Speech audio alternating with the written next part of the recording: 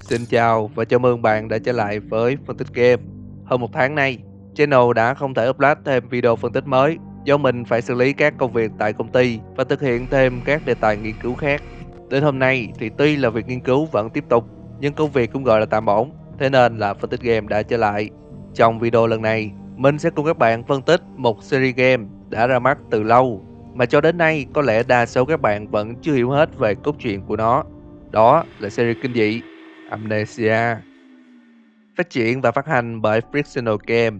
Cho đến nay, Amnesia đã ra mắt 3 phần là Amnesia The Dark Descent vào năm 2010, một bản update 1.2 là Amnesia Justine vào năm 2011 và bản Amnesia A Machine for Big vào năm 2013.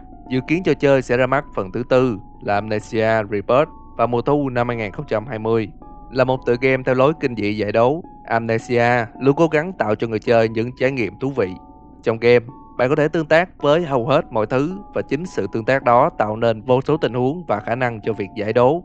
Đồng thời, âm thanh trong trò chơi mang một yếu tố quan trọng góp phần tạo nên sự ám ảnh ghê rợn. Series Amnesia trong từng phần đều xây dựng một câu chuyện bí ẩn về những cá thể vì một lý do nào đó đã mất trí nhớ và rơi vào vòng xoáy của một định mệnh sắp đặt. Và đó là lý do vì sao trò chơi có tên là Amnesia, dịch ra có nghĩa là mất trí nhớ, và Amnesia cũng là tên của một hợp chất dùng để xóa trí nhớ trong trò chơi. Đó là một vài thông tin về trò chơi. Bây giờ chúng ta sẽ tóm tắt về những diễn biến đã xảy ra trong các phần của Amnesia. Đầu tiên là bản Amnesia The Dark Descent. Mốc thời gian vào đầu thế kỷ 19. Người chơi vào vai một thanh niên lang thang, bất tỉnh và tỉnh dậy trong một tòa lâu đài cổ. Tất cả những gì anh có thể nhớ rằng mình tên là Daniel, sống tại Mayfair, London. Sau một hồi loanh quanh trong lâu đài, Daniel tìm thấy một mảnh nhật ký được viết bởi chính mình. Mảnh giấy cảnh báo rằng Daniel đang bị một thực thể bóng tối truy đuổi. Đồng thời trên mảnh giấy còn yêu cầu anh tìm đường đến điện thờ bí mật nằm bên dưới lâu đài và giết một người tên là Alexander, cũng chính là vị nam tước sở hữu nơi này. Daniel tiếp tục khám phá lâu đài. Càng đi sâu vào bên trong, anh càng nhìn thấy những hình ảnh từ quá khứ. Những tiếng la hét len lỏi qua từng khe nứt trong các dãy phòng. Những giọng nói bí ẩn cất lên trong tâm trí, dần mở ra từng mảnh ghép của quá khứ. Daniel biết rõ rằng anh không chỉ có một mình, thứ gì đó ẩn sau bóng tối đang di chuyển xung quanh. Ngay lúc này, anh biết mình đang bị truy đuổi bởi những con quái vật. Lẫn trốn, Daniel ngày càng tiến gần điện thờ. Anh vô tình tìm thấy một người đàn ông già yếu bị xích vào tường. Ông ta tên là Agrippa, một người bạn của Alexander và cũng là người đã hướng dẫn Alexander kiến thức về những sức mạnh huyền bí của vũ trụ. Nhưng vì một lý do nào đó, linh hồn của Agrippa đã bị Alexander cầm tù trong những thân xác hấp hối, tiến vào những nhà ngục rộng lớn với vô số những căn phòng dùng để giam cầm và tra tấn. Qua mỗi căn phòng, những ký ức dần quay trở lại với Daniel và anh dần nhớ được sự độc ác của Alexander và chính hắn đã dẫn dụ anh đến với sự tội lỗi. Và cũng trong những căn phòng tra tấn, anh tìm được những mảnh vỡ bí ẩn. Một lúc sau, Daniel bị tấn công bởi một đàn quái vật. Chúng khiến anh bất tỉnh và khi tỉnh lại, anh thấy mình đang đứng trên một xà lim. Anh nghe thấy giọng của Alexander. Hắn ta nói rằng sẽ để Daniel ở lại một mình chiến đấu với thực thể bóng tối. Trong lúc này, nếu tìm ra cách thoát khỏi xà lim, Daniel sẽ có thể đi tiếp. Nhưng nếu không thoát ra được thì thực thể bóng tối sẽ đến và giết anh ta. Đồng thời trò chơi kết thúc theo bad ending. Trong trường hợp Daniel trốn thoát khỏi phòng giam, ngay lập tức thực thể bóng tối sẽ xuất hiện và tìm cách truy đuổi anh. Chạy thật nhanh qua hành lang, vượt qua những cánh cửa, Daniel cuối cùng cũng lẫn trốn thành công. Anh đến một căn phòng và nhìn thấy cổng vào điện thờ, nhưng nó đã bị phong ấn. Và để phá nó, Daniel đã sử dụng những mảnh vỡ mà anh nhặt được trong những căn phòng tra tấn và ghép chúng lại thành một quả cầu. Bên trong điện thờ bí mật, Daniel nhìn thấy Alexander đang thực hiện một nghi thức. Ở giữa là quả cầu năng lượng đang được sạc, và trong lúc này sẽ có 3 ending xảy ra. Ending thứ nhất, Daniel phá vỡ nghi thức và Alexander sẽ bị thực thể bóng tối nuốt chửng thay cho Daniel. Ending thứ hai, Daniel không làm gì cả. Quả cầu năng lượng sẽ sạc đầy, tạo ra một cổng không gian và đưa Alexander đến một thế giới khác. Còn Daniel sẽ ở lại và bị thực thể bóng tối nuốt chửng. Ending thứ ba, nếu Daniel thu thập được chiếc đầu mang linh hồn của Agrippa trong một nhiệm vụ phụ và đưa nó vào cổng không gian trước khi Alexander kịp bước vào, thì hắn ta sẽ chết ngay sau đó. Daniel cũng sẽ bị thực thể bóng tối nuốt chửng, nhưng sau đó Agrippa tại thế giới khác sẽ nhờ sự giúp đỡ của người học trò Weir và hồi sinh lại Daniel. Đó là tóm tắt sơ về những diễn biến đã xảy ra trong Amnesia The Dark Edition. Và toàn bộ thông tin quan trọng về cốt truyện của trò chơi được mở thông qua 5 yếu tố. Một là những đoạn nhật ký mà Daniel tìm thấy trong suốt hành trình. Hai là hội thoại trong những đoạn flashback. Ba là những bản ghi nhớ về những dự án từng đã được thực hiện trong lâu đài. 4 là thông tin trong những màn hình chờ loading của trò chơi. Và 5 là những chiếc hộp ký ức của nam tước Alexander. Mình sẽ không liệt kê ra tất cả những thông tin đó, nhưng mình sẽ sử dụng chúng làm dẫn chứng trong quá trình phân tích cốt truyện. Đầu tiên, ta hãy nói về Daniel. Quá khứ của Daniel rất mù mờ. Chúng ta biết anh ta từng sống tại Mayfield, London. Daniel có một người em gái tên là Hazel, nhưng cô gặp nhiều vấn đề về bệnh tật. Cả hai anh em đã có tuổi thơ ở những năm đầu thế kỷ 19, sống cùng với bố mẹ tại thành phố Canterbury. Và qua những thông tin về việc đánh đập thì chắc chắn bố của họ là một kẻ bạo hành. Thời còn đi học, Daniel hay bị bắt nạt bởi một học sinh khác tên là Henry Bedlaw. Và sau nhiều lần bị bắt nạt, Daniel đã quyết định chống lại bằng cách tấn công Henry bằng một hòn đá. Daniel được chẩn đoán là có dấu hiệu tâm thần nhẹ và sợ bóng tối. Điều này giải thích vì sao mỗi khi đi vào bóng tối, chúng ta sẽ thấy những tiếng động lạ và hình ảnh bị kéo giãn. Khi đã trưởng thành, Daniel trở thành một thực tập sinh khảo cổ học và là học trò của giáo sư Herbert, làm việc theo sự chỉ đạo của Bảo tàng Hoàng gia Anh. Và trong thời kỳ đó, Bảo tàng Anh đã bắt đầu triển khai những cuộc khai quật phế tích ở các nước khác trên thế giới nhằm tạo ra một bộ sưu tập về sự phát triển của loài người. Giáo sư Herbert và Daniel cùng một đội thám hiểm đã đi đến Algeria để nghiên cứu về lăng mộ cổ. Giáo sư Herbert gặp lại người bạn cũ Farai. Ông ta đã đưa cho Herbert bản đồ bên trong lăng mộ của nữ hoàng Jean Hinen, nữ hoàng của bộ lạc người Tuareg. Sử dụng tấm bản đồ, nhóm thám hiểm đã đến được lăng mộ. Trong lúc đang khám phá bên trong, Daniel bị mắc kẹt trong một căn hầm. Bên trong căn hầm, anh tìm thấy những mảnh vỡ hóa thạch và thế là anh mang chúng theo. Sau khi được giải cứu bởi đoàn thám hiểm, giáo sư Herbert quyết định gửi Daniel trở về Anh quốc. Trong những ngày sau đó, Daniel liên tục gặp những cơn ác mộng kỳ lạ, cảm giác về một thứ gì đó đang truy đuổi anh. Sau khi trở về nhà, Daniel cố gắng ghép lại những mảnh vỡ hóa thạch với nhau nhưng không thành công. Anh liên lạc với William Smith, một nhà địa chất học, để nghiên cứu những mảnh vỡ trong nhiều tuần, và họ biết rằng những mảnh vỡ này là một phần của một vật chất hình cầu. Một thời gian sau, Daniel nhận được thư từ văn phòng thống đốc Algeria, thông báo rằng đoàn thám hiểm của giáo sư Herbert đã bị một thứ gì đó tấn công và đồng loạt mất tích. Đi kèm bức thư là những món đồ còn sót lại của đoàn thám hiểm, và trong số đó có sổ tay của giáo sư Herbert. Cuốn sổ tay ghi rõ rằng khi Daniel trở về Anh quốc thì Herbert cùng đoàn thám hiểm đã tìm thấy một hóa thạch bên trong lăng mộ. Hình dáng của nó như một quả cầu và nó khiến cho các thành viên trong đoàn thám hiểm trở nên điên loạn.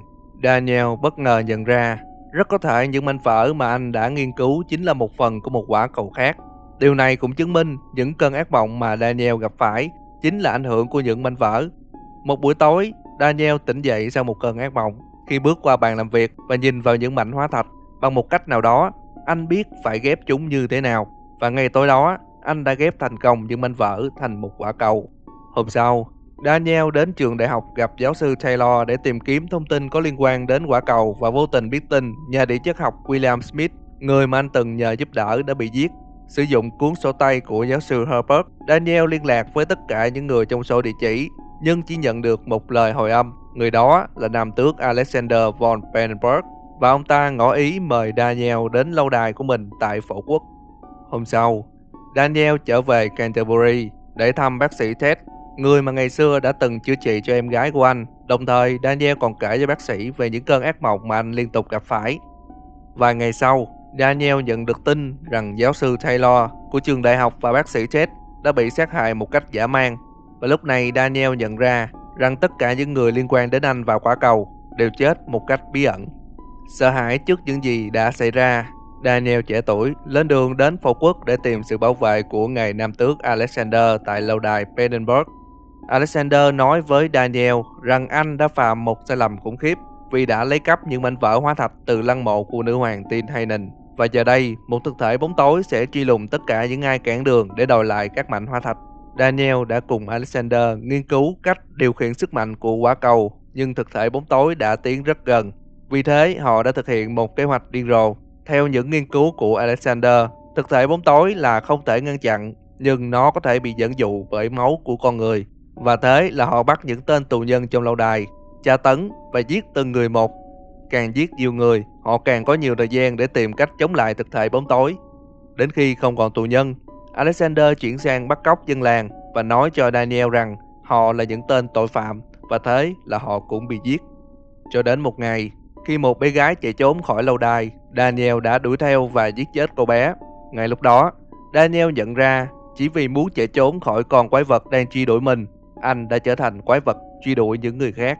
Daniel nhận ra cô gái trẻ mà anh đã giết hoàn toàn không đáng chết, mà đó là do Alexander đã lừa anh suốt bấy lâu nay, khiến bàn tay anh nhuốm máu của những người vô tội. Vì vậy, Daniel đã quyết định sử dụng hợp chất Amnesia để xóa ký ức của mình, đồng thời để lại lời nhắn cho chính mình, và từ đó dẫn đến các sự kiện xảy ra trong Amnesia The Dark Edition. Vậy là các bạn đã hiểu vì sao Daniel lại ở trong lâu đài Badenburg và lý do khiến anh mất trí nhớ, đồng thời biết được cả động cơ dẫn đến việc Daniel căm thù Alexander. Hiện tại chúng ta vẫn còn rất nhiều câu hỏi, đa phần là xoay quanh nam tước Alexander và những lý do vì sao ông ta lại chủ động mời Daniel đến lâu đài của mình. Trong trò chơi, những thông tin về Alexander được giấu trong những chiếc hộp ký ức. Nếu kích hoạt chúng, ta sẽ thấy một màn hình trắng với những dòng chữ đen xuất hiện, và khi đọc tất cả, chúng ta sẽ biết rằng Alexander von Badenburg không phải là con người bình thường. Thực chất, Alexander là một sinh vật thuộc chiều không gian khác. Ông ta có những khả năng đặc biệt như thần giao cách cảm và có thể nhìn qua góc nhìn của người khác. Theo thông tin từ những đoạn ký ức, ta sẽ thấy các từ khóa như tôi sẽ trở về, tình yêu của tôi, khao khát sự phán xét công bằng và sự kiên nhẫn kéo dài hàng thế kỷ. Ta sẽ biết rằng Alexander từ một không gian khác đã vô tình rơi vào thế giới con người. Ông ta không hề muốn điều đó, và suốt hàng thế kỷ, Alexander luôn tìm cách trở về để có thể đoàn tụ với người yêu của mình. Trong một nghiên cứu của mình, Alexander đã tìm ra một dạng vật chất năng lượng được gọi là huyết thanh vitae. Chất này được tạo ra bởi quá trình căng thẳng trong não bộ của những loài động vật có vú. Và đây cũng là lý do Alexander tra tấn những tù nhân, vì não người tiết ra vitae nhiều hơn các loài động vật khác. Nhưng theo thời gian, trí não sẽ quen với việc tra tấn và sẽ tiết ra ít vitae hơn. Vì thế, Alexander đã tạo ra hợp chất Amnesia cho những tù nhân quên đi những lần tra tấn trước đó và duy trì sự căng thẳng cho những lần tra tấn sau. Từ đó, duy trì được số lượng vitae tiết ra đều đặn từ não. Bổ sung một chút thông tin về những con quái vật canh gác đi loanh quanh trong lâu đài. Chúng từng là những tay sai làm việc dưới sự chỉ đạo của Alexander. Nhiệm vụ của chúng là bắt những tên trộm cướp hoặc dân làng trong những thị trấn và đem về lâu đài để Alexander trích xuất vitae. Và khi không còn giá trị lợi dụng, Alexander đã cho những tên tay sai uống rượu pha hóa chất, khiến cơ thể chúng biến dạng và trở thành những quái vật canh gác. Quay trở lại với Alexander, để có thể tìm ra phương thức trở về thế giới của mình, hắn đã hợp tác với nhà thần học Agrippa và trợ lý Weyer. Cả hai người này đều có kiến thức về sức mạnh của những quả cầu năng lượng. Cả ba đã tạo ra một cỗ máy nhằm thực hiện nghi thức dịch chuyển giữa những chiều không gian ngay tại điện thờ bí mật. Họ sử dụng quả cầu năng lượng để tạo cổng không gian, kết hợp với huyết thanh Vinte của Alexander để duy trì năng lượng. Trong lần thử nghiệm, cỗ máy đã hoạt động và đưa Weyer đến chiều không gian khác, nhưng sau đó quả cầu năng lượng đầu tiên đã phát nổ. Điều đó khiến Alexander tức giận và giam Agrippa vào ngục. Hắn giam linh hồn của Agrippa và những cái xác để ông ta không thể chết vì tuổi già. Đồng thời, Alexander sẽ tự mình thực hiện nghi thức dịch chuyển bằng một quả cầu khác. Nghi thức này sau đó thất bại hoàn toàn, khiến cho quả cầu thứ hai cũng phát nổ. Alexander tuyệt vọng và chờ đợi sự xuất hiện của quả cầu tiếp theo. Hắn nhận được thư của Daniel, người đang sở hữu một quả cầu năng lượng. Và thế là Alexander đã dẫn dụ anh ta đến lâu đài của mình, dưới danh nghĩa là sẽ bảo vệ Daniel khỏi thực thể bóng tối, nhưng thực chất là muốn chiếm đoạt quả cầu. Qua thông tin trên, ta đã hiểu ra những mảnh vỡ mà Daniel nhặt được trong những căn phòng chính là từ những quả cầu năng lượng đã phát nổ trước đây. Đến đây thì có lẽ bạn sẽ bắt đầu suy nghĩ rằng nguồn gốc của những quả cầu từ đâu mà ra và tại sao chúng lại có sức mạnh như vậy. Dựa theo những câu thoại của Agrippa trong trò chơi, thì từ thế kỷ đầu tiên, một tôn giáo cổ xưa có tên là Mithraism, nguồn gốc từ Ba Tư cổ đại. Tôn giáo bí ẩn này tôn thờ thần bảo hộ Mithra, được xem là vị thần của ánh sáng, hữu nghị và năng lượng. Trong thời kỳ đó, những điện thờ của giáo phái Mithraism, hay còn gọi là những Mithraism, Bên trong đều được đặt những quả cầu đại diện cho một phần sức mạnh và tri thức của vị thần Mitra. Vậy là ta đã hiểu lý do vì sao những quả cầu lại có năng lượng mạnh mẽ như vậy. Vì mỗi quả cầu đều sở hữu một phần năng lượng của vị thần Mitra, và chúng cũng có sự liên kết tâm linh với những ai nhìn thấy hoặc chạm vào, để không ai có thể lợi dụng sức mạnh từ những quả cầu. Một quái vật được mô tả như là một thực thể bóng tối vô hình, được giao nhiệm vụ bảo vệ và duy trì sự cân bằng của vũ trụ.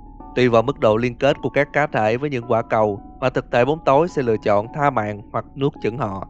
Ngay đến đây, nếu bạn hiểu tất cả những gì mình nói, thì điều đó đồng nghĩa với việc bạn đã nắm được 70% thông tin trong series Amnesia.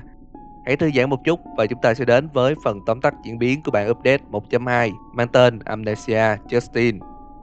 Trong bản này, ta trong vai một người phụ nữ tên là Justine.